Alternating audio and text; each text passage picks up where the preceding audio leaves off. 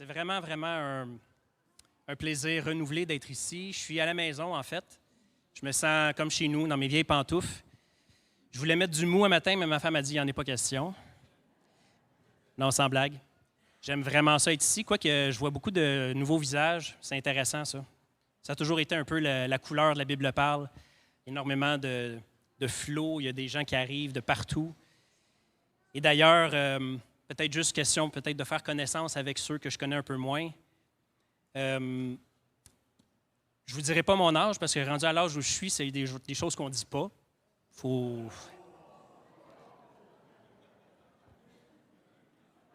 Je vais trahir mon âge, par exemple. Si je vous dis le mouton noir de la télé, est-ce que ça vous dit quelque chose? Les plus vieux savent de quoi je parle. Pourquoi je dis ça? C'est parce que, peut-être que vous ne le savez pas, si vous êtes plus ou moins nouveau ici, mais la Bible parle a longtemps été le mouton noir des églises évangéliques au Québec. Et ça l'a changé. Mais pendant longtemps, c'était presque interdit, dans certains milieux, de mentionner la Bible parle. Entre 94 et 98, est-ce que vous vous rappelez où vous étiez? Oui, c'est bon. Moi, j'étais assis en arrière dans une auto, je me rappelle. J'étais avec un de mes amis, ça faisait pas longtemps que j'étais converti. Et on se retrouve, je me souviens plus trop pourquoi son père est venu nous chercher, faire un lift, nous ramener à la maison. Et j'ai la bonne idée, la très bonne idée de parler. Hey, je dis en passant, j'ai entendu quelque chose à la radio au WCHP. La Bible parle à Montréal, dans le temps. Ils sont en train d'organiser quelque chose de bien gros. Je ne me rappelle pas qu'est-ce que c'était. Mais ils invitent tout le monde. C'est un petit peu fou, mais tout le monde est invité à aller à cet événement-là. On va pouvoir rencontrer les gens, Pasteur Jeff, d'autres, etc., etc. J'étais très enthousiaste à cette idée-là, parce que j'écoutais une fois de temps en temps l'émission Ligne Directe, puis j'étais tout le temps très béni. Et là, en disant ça, la voiture se gare sur le côté. Et le conducteur, qui était le père de mon ami, se détache, se retourne et me pointe le doigt, comme ça. Il dit, il n'est pas question que tu vas faire cette annonce-là à l'Église. Et là, il a commencé à me réprimander sur le danger d'exposer les gens au message qui était prêché à la Bible parle. J'étais, comme je vous le dis, assez jeune converti, fait que j'étais bouche bée, je ne savais pas trop quoi dire. J'ai dit, OK, mais je vais marcher à partir d'ici. Comme de fait. Sauf que, comme je vous le dis, j'étais jeune chrétien, puis je n'avais pas trop compris le principe de l'obéissance aux autorités. Fait que, secrètement, je continuais à écouter des messages à la radio. Et puis, tranquillement, mon désir s'est accentué. J'ai voulu en savoir un peu plus. Fait qu'on faisait venir des cassettes dans ce temps-là. Ça vous dit mon âge, hein, à peu près? Des cours par correspondance. Ça a commencé à un moment donné. Puis là, le cours d'éthique, le cours de théologie de l'œuvre accomplie. Et là, à un moment donné, c'était plus juste d'écouter ces cours-là, mais tranquillement, pas vite, d'aller faire un tour dans ce temps-là à Cartierville, une fois de temps en temps, puis de plus en plus souvent. On partait de Huntington. Savez-vous c'est où, ça? C'est proche des lignes américaines. Et on traversait, dans le temps, la 30 n'était pas faite, fait que je ne me souviens plus combien de temps ça prenait. J'essayais de calculer ça, là, 1h30 minimum pour se rendre à Montréal, essayer de trouver du stationnement, puis aller assister à la prédication, au culte et tout ça. Puis à un moment donné, on a déménagé une fois, 2 fois pour se rapprocher. Je suis sûr que plusieurs d'entre vous pourraient raconter des histoires similaires à ça. Tout ça, ce n'était pas un fardeau. Ce n'était pas un fardeau parce que j'avais découvert la fontaine des eaux vives et intarissables. La bonne nouvelle de l'œuvre accomplie en Jésus-Christ, le repos de la foi, comme jamais je l'avais entendu auparavant.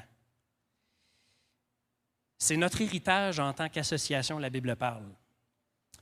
Le message de l'œuvre accomplie, et donc, évidemment, du repos dans la foi en Jésus-Christ, qui n'est pas un repos passif en passant, on y reviendra, mais aussi de la supériorité de la nouvelle alliance. Et je pense que ça doit demeurer notre priorité comme enseignement, comme prédication et comme formation de disciples. J'en profite pendant que je suis au quartier général ici, ce matin. pour vraiment mettre en valeur un fait biblique qui est central à notre héritage théologique. Le fait que l'Écriture dévoile de manière incontestable que Jésus devait être le point culminant de la grande histoire du salut. Et donc, le but final, s'il faut rajouter un mot, le but final de tout ce qui l'a précédé. C'est-à-dire toutes les différentes alliances bibliques qu'on regroupe souvent de façon générale sous le terme de l'Ancienne Alliance ou l'Ancien Testament. Dieu avait donc prévu que Jésus soit l'accomplissement de tout l'Ancien Testament afin d'y mettre fin et inaugurer une nouvelle alliance éternelle avec son peuple. Donc, je ne vais pas faire un exposé de théologie biblique ici ce matin, mais je veux pointer un événement particulier dans le ministère de Jésus qui a vraiment clarifié de manière spectaculaire cet événement-là ou cette vérité-là et qui a grandement marqué les apôtres. Et je parle de la transfiguration. Je vais prendre le texte de Matthieu 17 pour aujourd'hui. Le contexte, c'est intéressant parce que dans les trois évangiles, Matthieu, Marc et Luc, c'est le même contexte. Les apôtres ont placé, les évangélistes ont placé les mêmes événements qui précèdent cette fameuse transfiguration-là. Je vous le rappelle brièvement, Jésus dit à ses disciples, « Qui dites-vous que je suis? » Vous vous rappelez, Pierre, il pense qu'il a une brillante idée, il dit, « Je le sais, je le sais, je le sais. » Il dit, « Tu es le Fils de Dieu. » C'est quoi qu'il dit? Le Fils du Dieu vivant. Voilà, tu es le Christ, le Fils du Dieu vivant. Et là, Jésus lui dit, « Bonne réponse, Pierre, mais malheureusement, ça ne vient pas de toi. Ce n'est ni la chair, ni la volonté de l'homme qui t'a révélé ça, mais c'est mon Père qui est dans les cieux. » Bon, Pierre est un peu sous le choc, mais pas assez encore, parce qu'après ça, il va dire à Jésus, qui vient rajouter à ça, « Il faut absolument que le Fils de l'homme souffre et soit livré aux autorités et meure, crucifié. » Pierre il dit, « Viens ici, Seigneur. » Il dit, « À Dieu ne plaise. Je m'en fous de ce qu'il pense, puis ça ne t'arrivera pas. » Jésus se retourne, puis il le regarde devant tout le monde pour être sûr que tout le monde l'entende aussi. Il dit, « Arrière de moi, Satan. » Vous vous rappelez de ça certainement. Mais il va faire une déclaration extraordinaire après, ou entre ça. Il va dire, « Pierre, ce que tu viens de dire là, c'est vraiment important. Sur ce roc, sur ce fondement, pas juste une petite pierre, ce roc, cette montagne probablement, je bâtirai mon Église. » Quel roc, quel fondement? Eh bien, le fait que c'est Dieu le Père qui a révélé qui est Jésus-Christ et que c'est Dieu le Père qui va appeler et sanctifier ses disciples. On va voir ça d'un peu plus près. Donc, la vérité, le roc inébranlable sur lequel Christ va bâtir son Église, c'est que personne ne peut reconnaître par ses propres moyens ou capacités que Jésus est le Christ, le Fils du Dieu vivant, mais seulement par la grâce du Père, qui le révèle à qui il veut. C'est le miracle de la conversion. Jésus annonce ensuite que quelques-uns de ses disciples, qui sont présents autour de lui à ce moment-là, vont avoir un petit aperçu de la gloire du Fils de l'homme venir dans son règne. Pierre, Jean, Jacques, qui ne sont pas une personne, mais trois, sont ceux qui vont être choisis et à qui la grâce va être faite de vivre une sorte de parabole vivante. Une parabole vivante pour illustrer, marquer l'imagination de ces trois hommes-là sur ce que Jésus vient de leur enseigner. Le principe à savoir que c'est le Père qui révèle la gloire du Messie, le Fils du Dieu vivant, et il le fait à qui il veut, et c'est lui qui sanctifie ses disciples.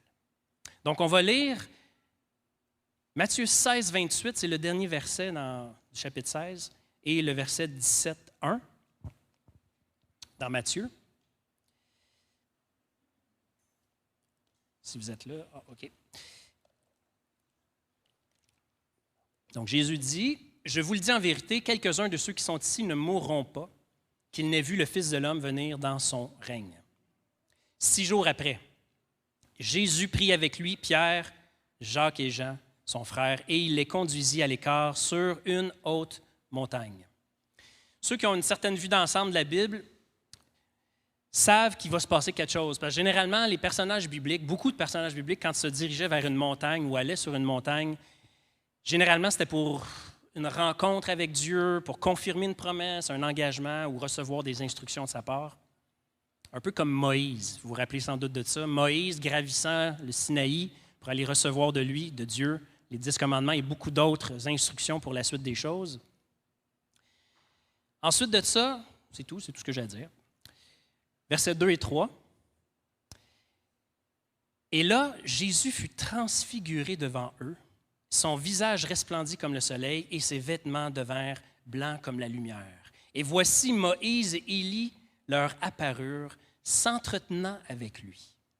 Jésus fut transfiguré devant eux, son visage resplendit comme le soleil. C'est un autre détail justement qui fait penser un peu à Moïse, parce que Moïse, quand il venait de parler avec l'Éternel, descendant de la montagne, son visage reflétait encore la lumière que Dieu émane.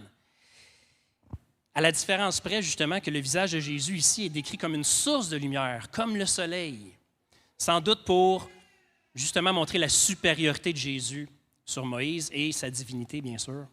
Ses vêtements qui devinrent blancs comme la lumière, l'évangéliste Marc, lui, va dire qu'il n'y a rien sur terre qui peut atteindre cette blancheur-là. Donc, une dignité humainement inaccessible ou incapable de produire humainement parlant. Et là, Moïse et Élie leur apparurent s'entretenant avec lui. Fait que je me suis posé la question, comment ils savaient que c'était Moïse et Élie, parce qu'ils n'avaient pas vu le film, eux autres? Peut-être parce que Jésus les a salués quand il les a vus. « Salut Mo, salut Elle », ou bien en descendant de la montagne, il leur a dit que c'était eux, je ne sais pas. Mais il est clair que les disciples ont bien compris qu'il s'agissait de ces deux grosses pointures de l'Ancien Testament, de leur culture, de leur histoire biblique. Donc, Moïse et Élie sont peut-être à eux seuls les représentants de la loi, des prophètes, peut-être même de la révélation biblique en entier. Et je pense qu'il est important de mentionner ici que l'évangéliste Luc, de son côté, va dire quelque chose de très intéressant sur le sujet de conversation de Jésus avec Moïse et Élie. Il s'entretenait avec eux du départ qu'il allait bientôt accomplir à Jérusalem. Si on va dans le texte grec, puis ce n'est pas ma spécialité, puis ça ne me tente pas d'aller là ce matin, mais il y a une chose intéressante. C'est que le texte grec dit, à la place du mot départ, c'est exode. Jésus parlait de son exode qu'il allait accomplir à Jérusalem. Évidemment, encore là, ça fait une autre référence à ce fameux exode sous la conduite de Moïse, délivrant le peuple d'Israël d'Égypte. Mais ici, à la différence près que c'est par la grâce de la mort et de la résurrection du Seigneur qu'il va accomplir à Jérusalem, qu'il va vraiment opérer cette délivrance de son peuple, la véritable sortie de l'esclavage du péché. C'est vraiment intéressant. Donc, c'est donc dire que l'exode sous Moïse, puis disons-le, ça a été spectaculaire, si vous relisez le livre de l'Exode, justement, avec la panoplie de miracles, de choses incroyables qui n'ont jamais été répétées jusqu'à ce jour, probablement, à ma connaissance. Bref, tout ça n'était qu'une ombre, une ombre de la réalité que Christ allait accomplir, cette réalité infiniment plus grande et plus puissante. D'ailleurs, les versets suivants dans notre texte vont vraiment accentuer le fait que le règne de Jésus va se distinguer radicalement de ce qui l'a précédé dans l'Ancien Testament. Autant qu'une personne se distingue de l'ombre qu'elle projette, je ne projette pas d'ombre. Qu'est-ce que c'est ça? Ah oui, elle est là. OK. Autant que se distingue l'ombre d'une personne de la personne elle-même. Si on lit les versets 4 et 5.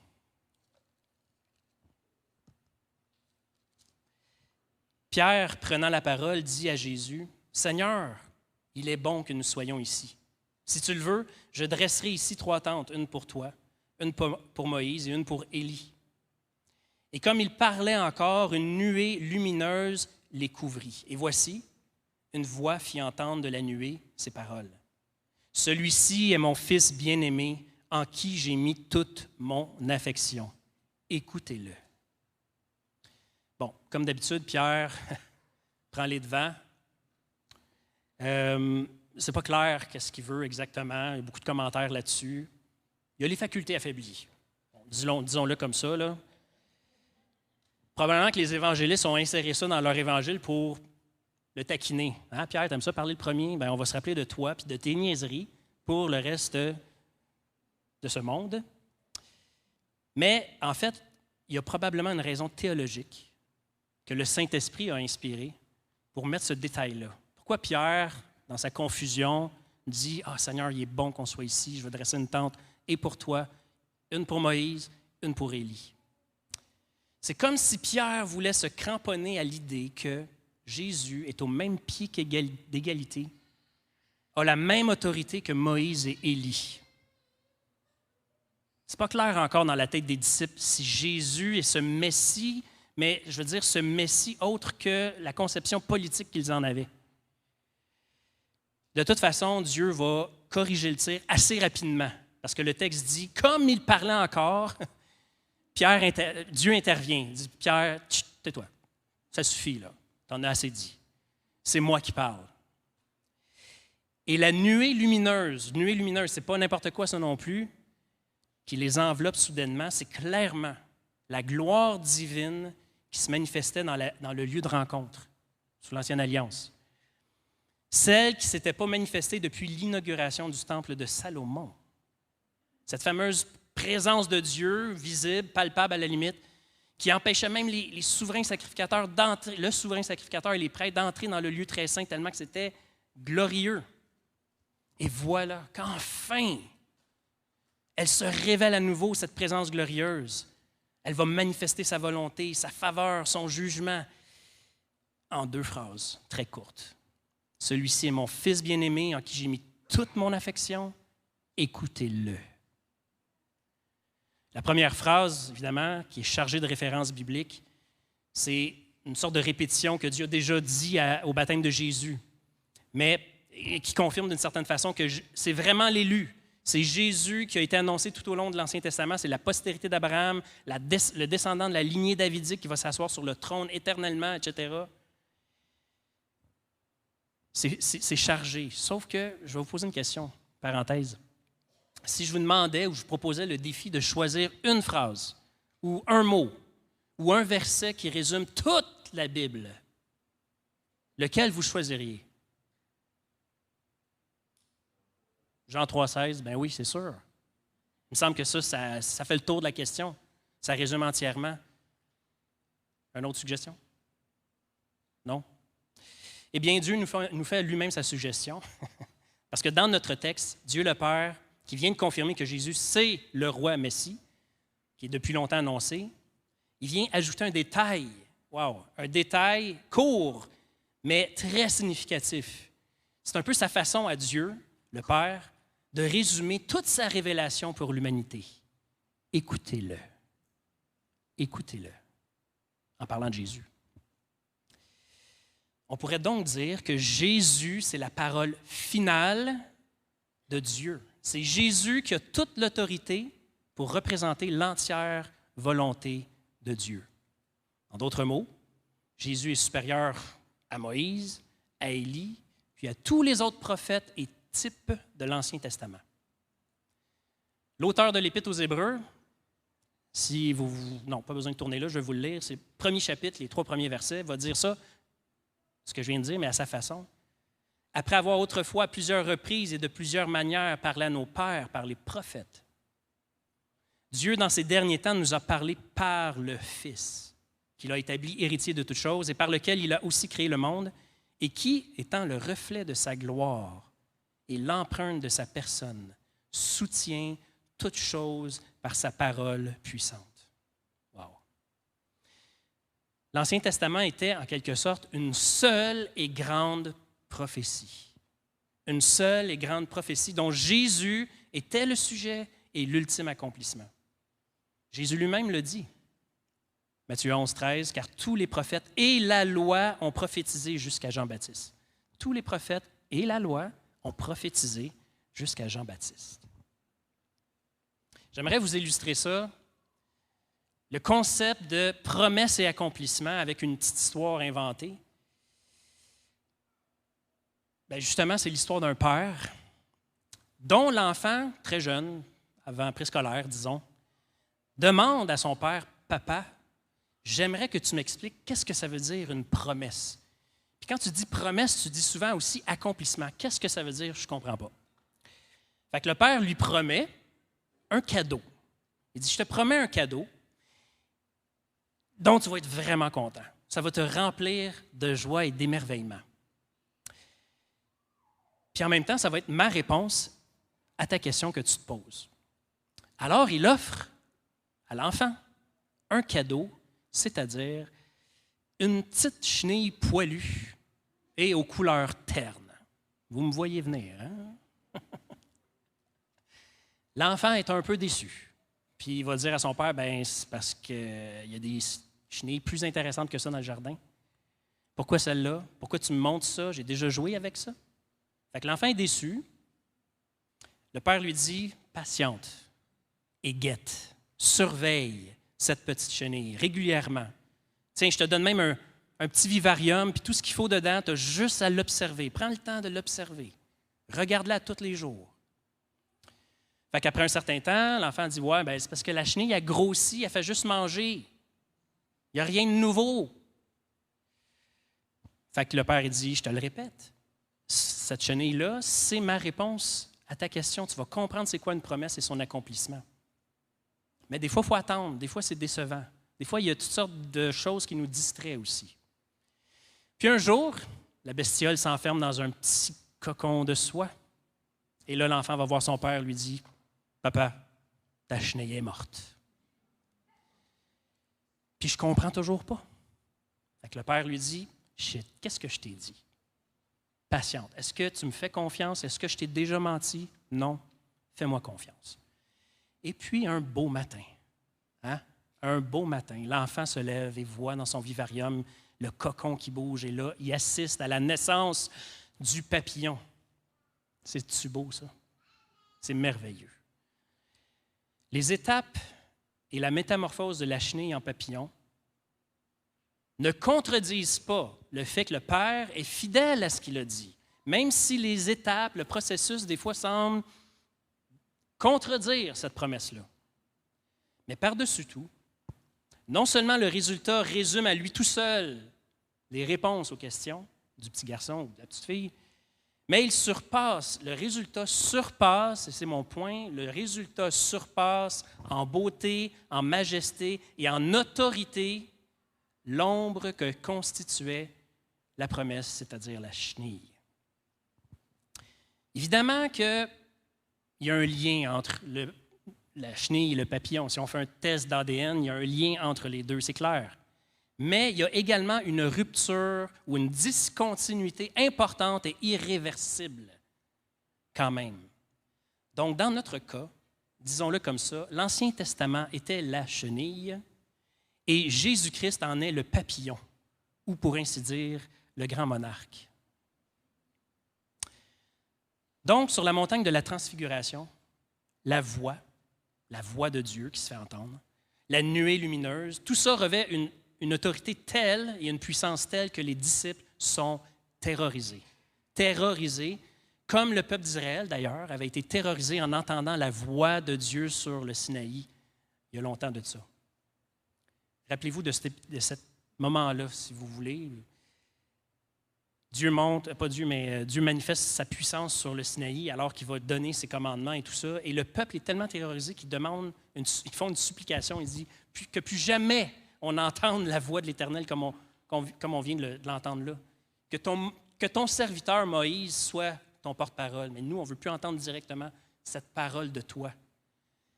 Et Dieu avait aimé cette disposition de cœur d'Israël quand il avait dit, pas directement, mais par ton intermédiaire. D'ailleurs, il s'était servi de cet épisode-là pour dire et promettre qu'un jour, Dieu enverrait un autre prophète, comme Moïse, et qui révélerait toute la parole ou la volonté de Dieu.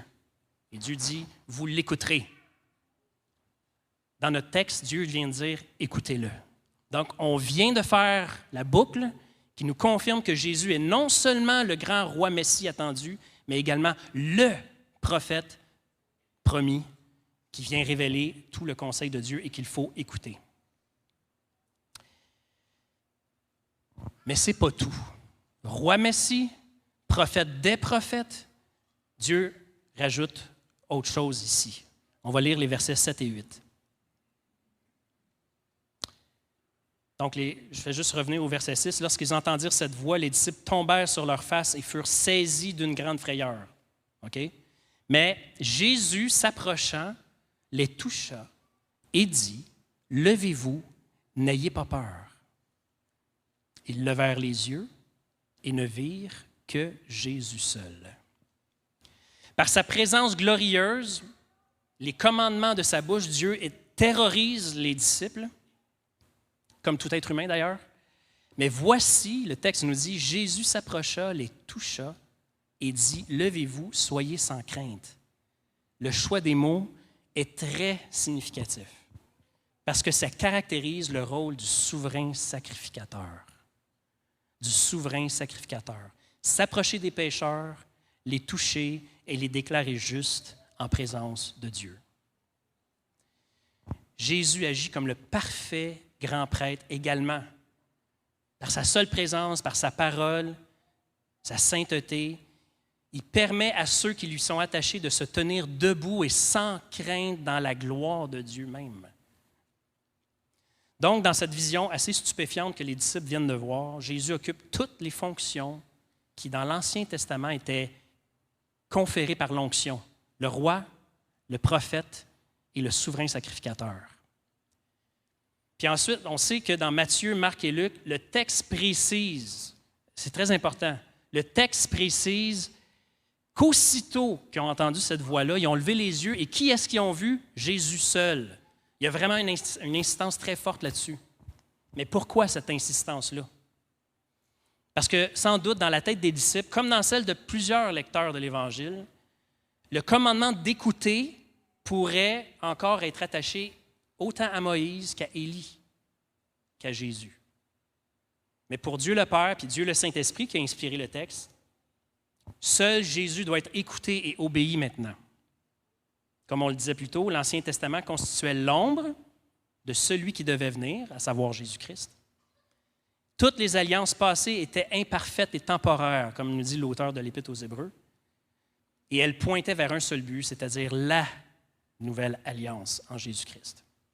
L'apôtre Paul pousse l'ardiesse jusqu'à dire que la nouvelle alliance qui est permanente est de beaucoup supérieure en gloire à l'alliance de la loi ou l'ancienne alliance.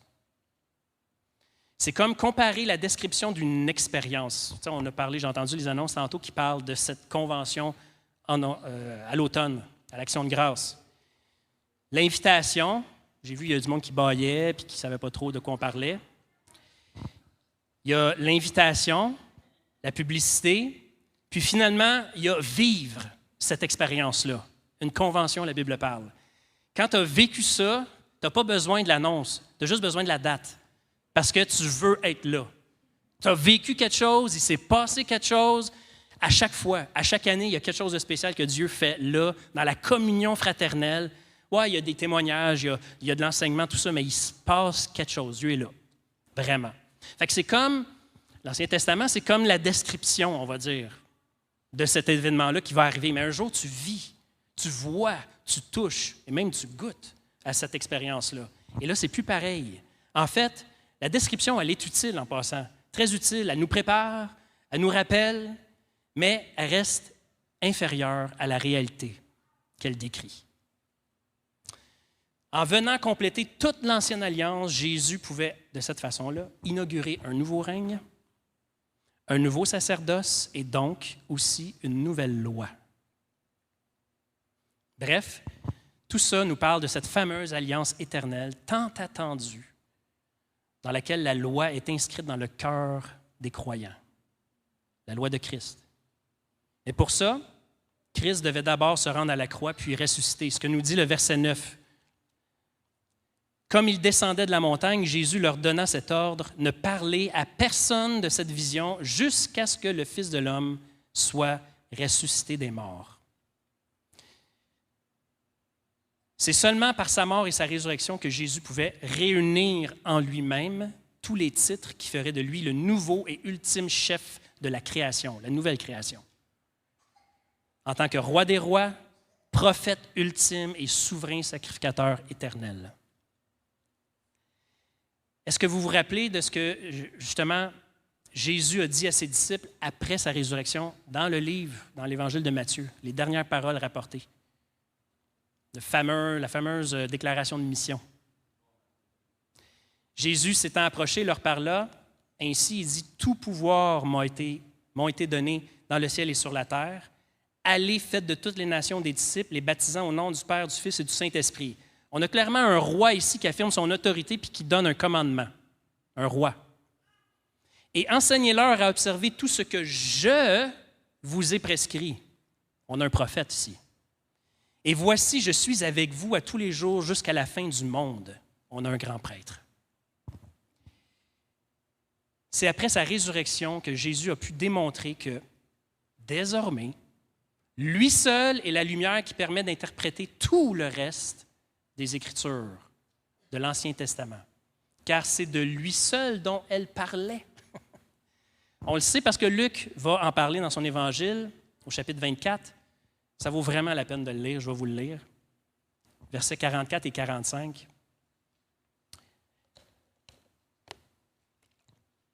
Jésus est ressuscité puis il vient de retrouver ses disciples avant de monter vers le Père et il leur dit, verset 44, « C'est là ce que je vous disais lorsque j'étais encore avec vous, qu'il fallait que s'accomplisse tout ce qui est écrit de moi dans la loi de Moïse, dans les prophètes et dans les psaumes. » Ça, c'est une phrase pour résumer l'Ancien Testament au complet. Et verset 45, trop drôle. « Alors il leur ouvrit l'esprit afin qu'ils comprennent les Écritures. » Des Juifs, là. On parle de Juifs qui ont baigné plus ou moins intensivement dans l'Écriture depuis leur tout jeune âge. Et il leur dit, le texte nous dit que Jésus leur ouvrit les yeux pour qu'enfin ils comprennent les Écritures. Pourquoi? Parce qu'il est là, lui, ressuscité, glorifié, et il va montrer à quoi servait cet Ancien Testament-là, cette promesse-là. À partir de la Pentecôte, le Seigneur a inauguré la création de son Église par le don du Saint-Esprit. Ce Saint-Esprit qui inscrit, comme il avait été prophétisé, la loi de Dieu dans notre cœur, la loi de Christ. Il y a peut-être une question qui plane en ce moment. Est-ce que l'Ancien Testament est toujours utile pour l'Église? Mais tout à fait. Comment? Je vous inviterai à tourner dans 2 Timothée chapitre 3, versets 15 à 17. J'achève. C'est Paul qui donne ses dernières instructions à son disciple Timothée. Et il va dire quelque chose de vraiment... Il est plein d'affection, mais il veut lui rappeler les choses essentielles. 2 Timothée chapitre 3, verset 15, ça dit « Dès ton enfance, Timothée, tu connais les saintes lettres, l'Ancien Testament, qui peuvent te rendre sage à salut par la foi en Jésus-Christ. Toute écriture est inspirée de Dieu et utile pour enseigner, pour convaincre, pour corriger, pour instruire. Comment? Dans la justice. » On vient de dire ici que toute écriture est bonne et peut nous rendre sages à salut par la foi en Jésus-Christ. La justice dans laquelle l'Écriture, l'Ancien Testament doit nous instruire, c'est la foi en Jésus-Christ, afin que l'homme de Dieu soit accompli et propre à toute bonne œuvre. Donc, permettez-moi de vous résumer ça, toute Écriture doit nous conduire à la foi en Jésus-Christ. Si ce n'est pas ça que ça fait, on a manqué le but, même si vous lisez dans l'Ancien Testament.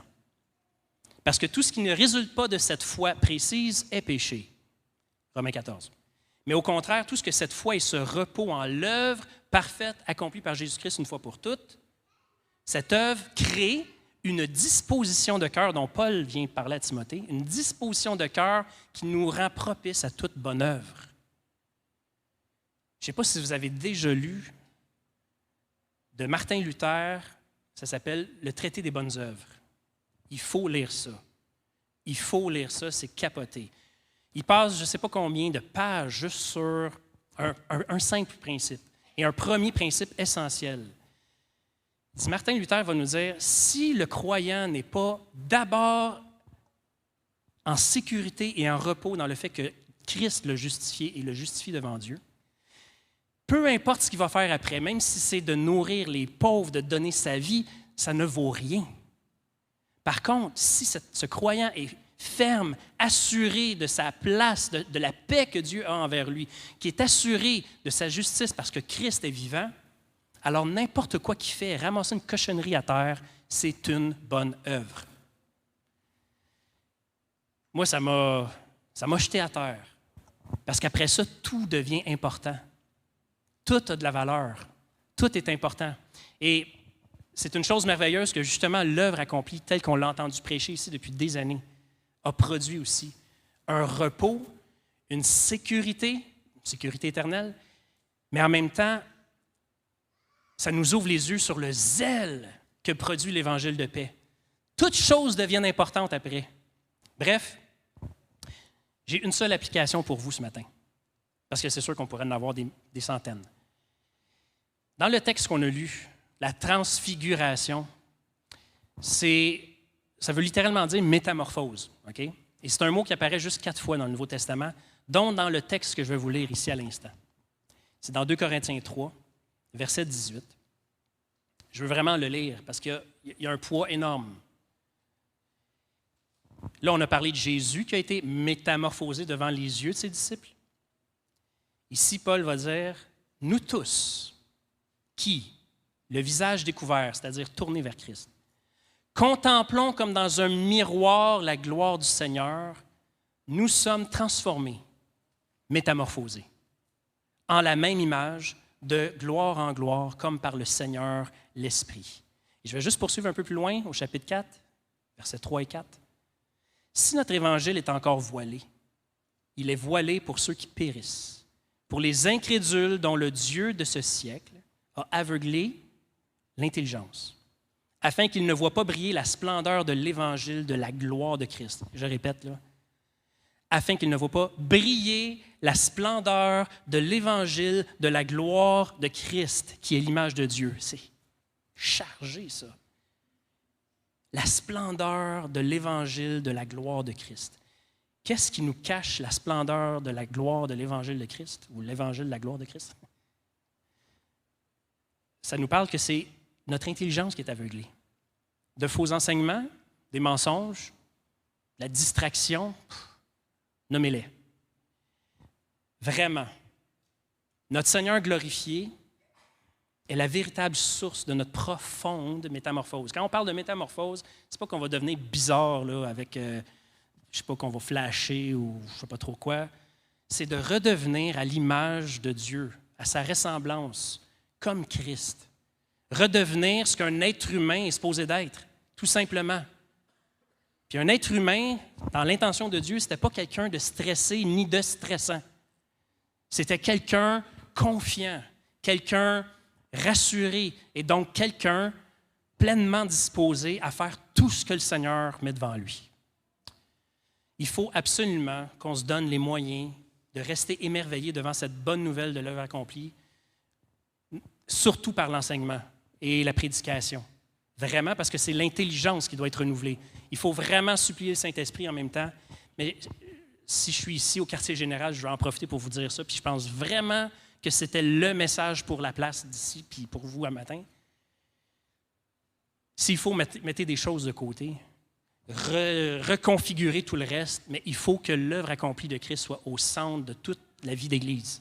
Parce que c'est ça le cœur battant de tout ce qui nous propulse ensuite vers le champ missionnaire, que ce soit à côté ici ou que ce soit au-delà, outre-mer. Il faut absolument, absolument qu'on soit toujours émerveillé, parce que quand on contemple cette œuvre-là, Christ nous transforme à son image. Amen. Père, je veux vraiment te rendre grâce parce que c'est ton œuvre et elle est immense depuis l'éternité passée, si on peut dire. L'éternité, Seigneur. Tu avais conçu ce plan qui devait mener à Christ.